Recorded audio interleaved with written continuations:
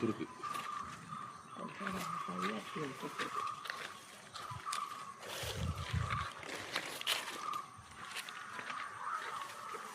ഇത്തകളെ ഇന്നത്തെ വിളവെടുപ്പാണ് 5 അബിയു.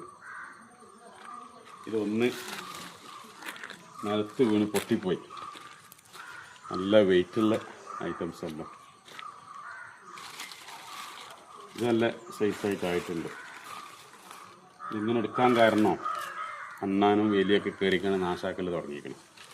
അപ്പോൾ തീരെ കിട്ടാത്തൊരവസ്ഥയിലേക്ക് കാര്യങ്ങൾ വരും. അതുകൊണ്ടാണ്